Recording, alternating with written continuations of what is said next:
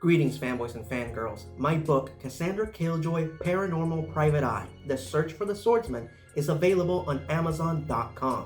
You can buy your copy right now by following the link in the description box. And for more information, feel free to follow us on Twitter and Instagram. Enjoy the video.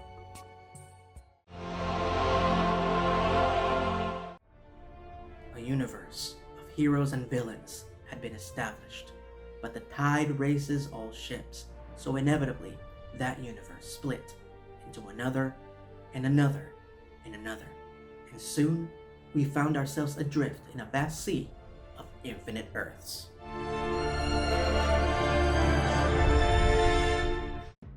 Greetings, fanboys and fangirls. I'm Erod, and I'm the Blockbuster Buster, and welcome back to a look back at the DC animated universe. When we last left off, Steven Spielberg's desire to create a good animated TV series started the improbable series of events that led to the creation of one of the greatest animated shows of all time, Batman the Animated Series, which then led into it expanding into its own interconnected franchise that included more amazing shows like Superman the Animated Series, Batman Beyond, Static Shock, The Zeta Project, and Justice League, which would later be rebranded as Justice League Unlimited. Now, Warner Bros. Animation could have just produced these DC shows during this time, and that would have been more than satisfying for the fanbase. But the networks got a taste of that sweet, sweet DC magic, so it was time to expand the brand. Alternate Earths. Batman the Animated Series coming to an end left an indelible void in the world of entertainment, one that the networks have been trying to fill for decades. Once the DC animated team left the WB to produce Justice League for Cartoon Network, the kids WB did their best to meet the demand for DC media by greenlighting another series focusing on the Dark Knight, The Batman. While the show did go on to have an impressive 5-season run and respectable merchandise sales, it's just not remembered as fondly as Batman the Animated Series. Personally, I think the show is a lot of fun, it just lacks the substance and the maturity of the previous series. After Justice League concluded, Cartoon Network followed up that show with another Batman show, Beware the Batman, which holds the distinction of being the first Dark Knight series to be fully computer animated. Is the show any good? All I can say is that it had potential. Unfortunately, we never saw that potential come to fruition because Warner Bros. Swept the show under the carpet as a tax write-off after only 26 episodes. Yes, they were already doing that crap back then. Cartoon Network tried their hand at their first DC animated series for preschool kids, Crypto the Superdog. All the while, the WB tried to ride the Justice League's thunder by producing their own superhero team show, Legion of Superheroes, which in my opinion is the most underrated of the alternate DC shows. Unfortunately, it was overshadowed by one of the most beloved series to come out of this era, Glenn Murakami's Teen Titans. This still remains one of the greatest shows to ever come out of Warner Bros. Animation. It captured the spirit of Marv Wolfman and George Perez's legendary comic book run, all the while giving the property a more modern anime-inspired flair, portraying these iconic comic book characters as relatable troubled teens, trying to make the world a better place, all of which is brilliantly complemented by fearlessly comedic moments and some of the most brilliant drama to ever be committed to animation. So he's calling you a terrible name. And you know that if you punch him out, it'll just confirm all the bad stuff he thinks about you. Yes. But the legacy didn't end there. It continued with the highly divisive Teen Titans Go, the campy but brilliant Batman the Brave and the Bold, the mature and impactful Young Justice, the sweet and lighthearted DC Superhero Girls, the more slapstick and comedic DC Superhero Girls. Yet another preschool series called Batwheels, DC's first ever adult animated series, Harley Quinn, the fan favorite Green Lantern the Animated Series, which fans still debate whether or not it's part of the DC animated universe, and the highly underrated Justice League Action, which features a lot of the actors from the previous shows reprising their roles. And as I am recording this, the legacy is still going. as the brilliant and dynamic My Adventures with Superman will get a second season later this year, and there is yet another Batman series in the works. But the legacy of these shows didn't stop with syndicated cable television, as it was about to spread to a whole new medium. Digital dangers. Now, video game tie-ins for animated shows are nothing new, and the DC animated universe has seen its fair share, some more notorious than others, and there were even some early ones that featured the voices of the cast from the animated shows. But you knew that the DC animated universe truly had influence when they started using the legacy actors for original video games, like DC Universe Online, Multiversus, Injustice, and most recently, Suicide Squad Kill the Justice League. But those games don't hold a candle to the crown jewel of superhero video games, the Arkham series. Featuring Kevin Conroy as Batman, Mark Hamill as the Joker, and Arlene Sorkin as Harley Quinn, who later would be replaced by Batgirl herself, Tara Strong, when Sorkin retired, the Arkham Trilogy completely changed the way superhero games are produced, paving the way for games like Guardians of the Galaxy and the PlayStation Spider-Man series. The franchise has perfected the balance between stylized comic book fantasy and grounded noir storytelling, which in my opinion is the perfect formula for a live-action Batman movie. Unfortunately, Hollywood prefers The Dark Knight to be more realistic. Thankfully, there was still one studio that saw the value in this particular style of adaptation. Fantastic features. In 2007, the Warner Brothers animation team transitioned from making TV shows to making straight-to-video DC animated features. The effort started with Superman Doomsday, a very abridged adaptation of the death and return of Superman. And it worked, as the DC animated features are still going strong to this very day. And among their many installments, they produced an adaptation of the Arkham games. Batman: Assault on Arkham, which is more of a Suicide Squad movie than a Batman one, but I digress. The movie sees the squad infiltrate Arkham Asylum to acquire and possibly eliminate a high-profile target for Amanda Waller. All the while, Batman is hot on their trails. It's Batman! The movie features a lot of cast members from the games reprising their roles. Unfortunately, Mark Hamill and Tara Strong are not among them, but Troy Baker and Hynden Walsh did an amazing job as the Joker and Harley Quinn, so it's hard to complain. Sorry, hon. Bulletproof. Even better! Pudding. This isn't just a good Arkham movie, it is one of the best adaptations of the Suicide Squad ever produced, right up there with the James Gunn movie.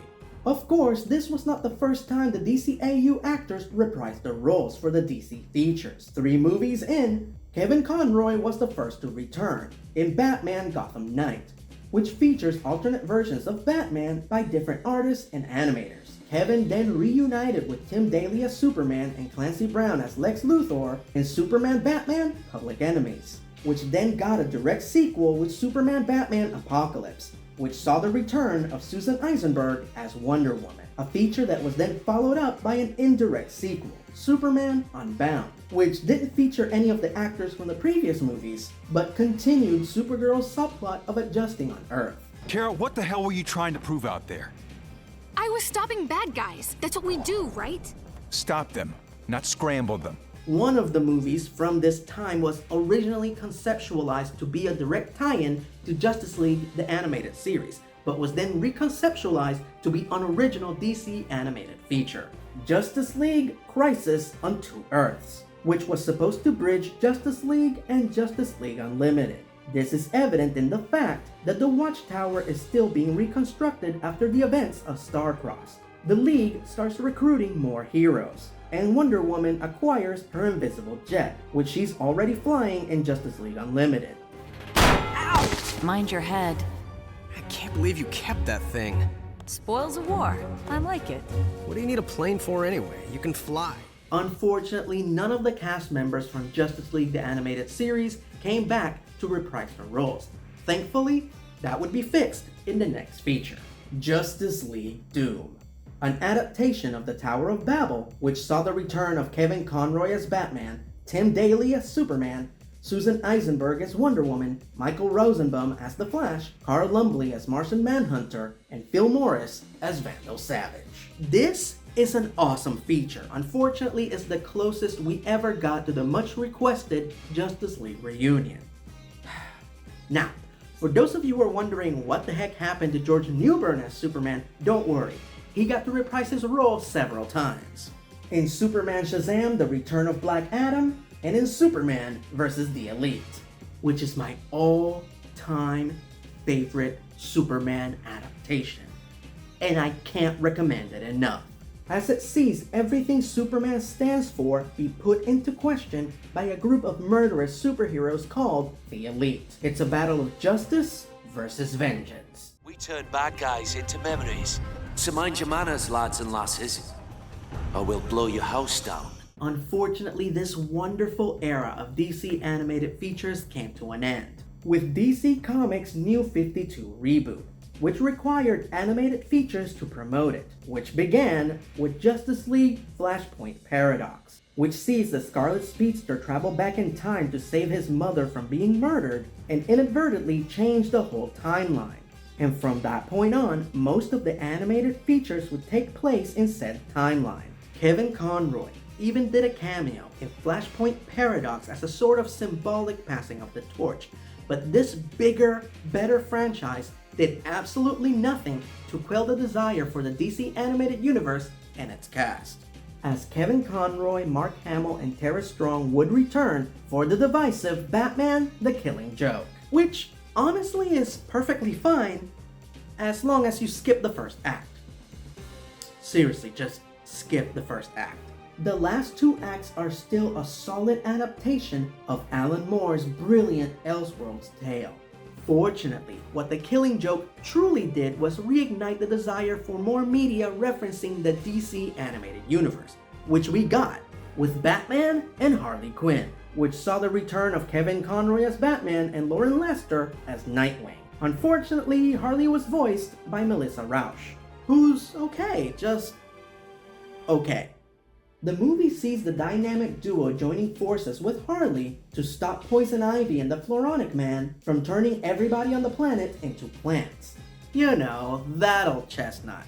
Fortunately, this wouldn't be the last time we would revisit the DC animated universe, as we would catch up with the world's greatest heroes in Justice League vs. the Fatal Five, which saw the return of Kevin Conroy as Batman, George Newbern as Superman, and Susan Eisenberg as Wonder Woman. And that's it. None of the other cast members from Justice League reprised their roles.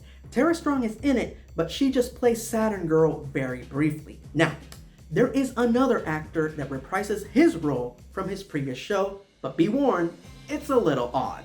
Kilowog briefly appears, and not only does he look like his counterpart from Green Lantern the Animated Series, but he is also voiced by Kevin Michael Richardson, even though in Justice League Season 1, he looks completely different, and is voiced by Dennis Heisberg. The popular theory is that the change happened when Kronos changed the timeline in the Season 3 finale. And this, of course, is one of the many reasons why some fans believe that Green Lantern the Animated Series is actually part of the DC animated universe. But that is yet to be confirmed by the creators. Anyway, Justice League vs. the Fatal Five picks up a couple of years after the events of Justice League Unlimited, as we see the senior members of the team training the next generation of heroes, namely Miss Martian and Jessica Cruz, the new Green Lantern, when suddenly our timeline is under attack by the future's most powerful criminals, the Fatal Five. So the League must team up with future hero Starboy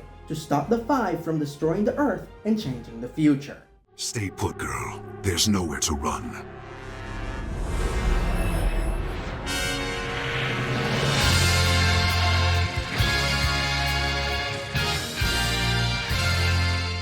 For a while there, it really seemed like we were going to keep revisiting the franchise for as long as there was a demand for it. But sadly, in 2022, Kevin Conroy passed away after a long private battle with cancer. And the general consensus from the fanbase is that there is no DC animated universe without Kevin Conroy. And while I deeply respect this sentiment, I still wouldn't say no to a Batman Beyond reboot finally featuring Terry McGinnis operating alone as Batman, or the long overdue Wonder Woman the Animated Series starring Susan Eisenberg. For now, we can look forward to Kevin's final performance as Batman in the highly anticipated Justice League Crisis on Infinite Earths Part 3, which will be both the end of the story and the end of an era. And that, for now, marks the end of the DC animated universe. To think that all of this started out of one filmmaker's desire for there to be better cartoons on TV. And by all accounts, Spielberg's crusade succeeded. The DC animated universe didn't just change televised animation, it changed the video game industry. And it changed the way straight-to-home media animated features are produced. It stands as one of the most influential and beloved franchises of all time. So much so that James Gunn claims that he will use the DCAU as a blueprint when creating his new DC cinematic universe. Which makes all the sense in the world, as this franchise set the bar so high that it's yet to be reached or surpassed by any other franchise for the past 3 decades. Which is not bad for a franchise that was started by 3 individuals that were deemed to be inexperienced. So if this is truly the end, I believe that we should meet up with dignity and embrace the new. Because even though this franchise ended, the DC heroes never die. And it's only a matter of time before we see them again. Until then, I'm Erod, and I'm the Blockbuster Buster.